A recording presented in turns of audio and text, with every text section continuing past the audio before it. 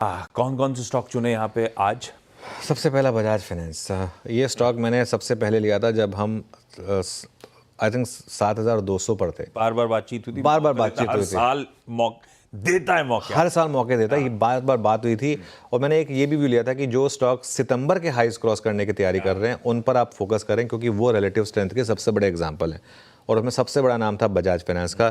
पिछले हफ्ते भी हमने ये बात की थी कि टेक्निकली सबसे स्ट्रॉन्ग स्टॉक है। निफ्टी का और F&O का सबसे स्ट्रॉन्ग स्टॉक बजाज फाइनेंस रहा है।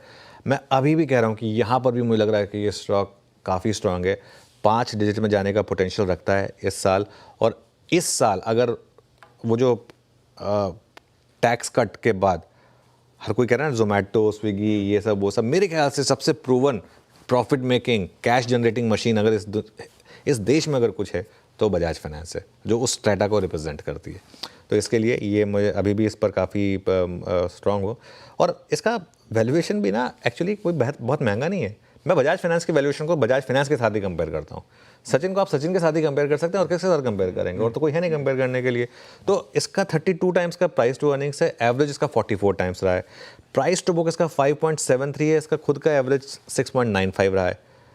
और 3 साल में देखिए आप इसकी टॉप लाइन कैगर और प्रॉफिट कैगर 40% की प्रॉफिट कैगर कर रहा है इस बेस पर भी।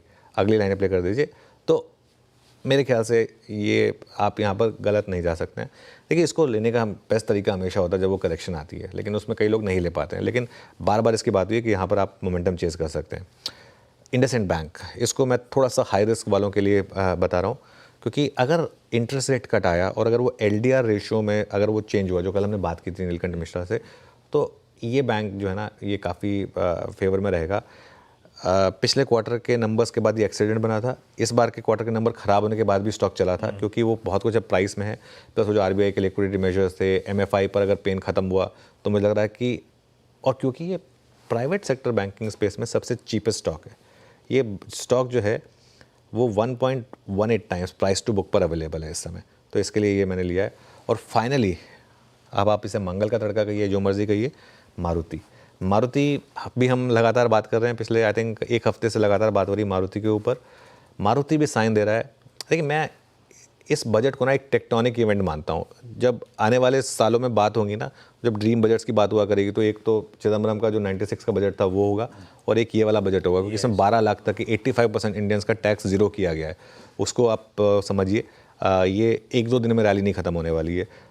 जनवरी की सेल्स देखिए रिकॉर्ड हाई पर थी, 2 लाख प्लस थी। अब अगर ये इसी तरह से चलता रहा और स्टॉक अब 5 साल का कंसोलिडेशन के बाद बाहर निकला है, ये 2018 से 2023 स्टॉक ने कुछ नहीं किया था, और इसकी वैल्यूएशन अब 28 टाइम्स पर है, जबकि इसकी एवरेज 37 टाइम्स की थी प्राइस टू अर्निंग्स की।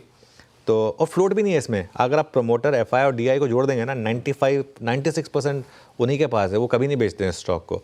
तो इसके लिए ये आज के मेरे बिग स्टॉक्स। परफेक्ट है। रखिए किसी बजाज फाइनेंस को अपने रडार पे, ये सबसे बेहतर कड़ी हो सकती है। एक रह गया, पता नहीं कैसे रह गया। संवर्धन मदरसन। मुझे लग रहा था कि कुछ तो रह गया। संवर्धन मदरसन मेरे ख्याल से आज इसमें होगी ताबड़तोड़ शॉर्ट कवरिंग, क्योंकि कल गिरा था ये। कल ये F&O का टॉप लूजर बना था, और रीज़न भी था उसका गिरने का, क्योंकि वो जो ट्रंप का जो टैरिफ था वो सबसे ज़्यादा इसी कंपनी पर इम्पैक्ट कर रहा था। कल 8.5% गिरा था। आज रिवर्सल आ जाएगा इसमें। अब एग्जैक्टली 8.5% ही आएगा, इससे थोड़ा कम आएगा, ये थोड़ा सा देखना होगा। लेकिन इसमें मेन पहली 2 लाइनें चला दीजिए सिर्फ वापस एक बार, जिन्होंने मिस कर दिया। कल क्यों गिरा और आज क्यों शॉर्ट कवरिंग आ सकती है। कल ये गिरा था टैरिफ की न्यूज़ की वजह से, और आज मुझे लग रहा है कि स्टॉक में रिवर्सल की तैयारी हो रही है। बिल्कुल ठीक है। टैरिफ के फ्रंट पे यू टर्न है, हो सकता है संवर्धन मदरसन भी घूमता हुआ नजर आए। बिग स्टॉक्स का प्लीज एक प्लेट स्क्रीन पे रख दीजिएगा। ये है CNBC आवाज के आज वो बिग स्टॉक्स जो रडार पे रखने। बजाज फाइनेंस इन ग्रीन, इंडसइंड बैंक इन ग्रीन, अवेटेड क्रेडिट पॉलिसी का आउटकम, मारुति सुजुकी रडार पे, और संवर्धन मदरसन जहां पे ट्रम्प साहब की यू टर्न का आज स्टॉक को मिलना चाहिए काफी हद तक फायदा।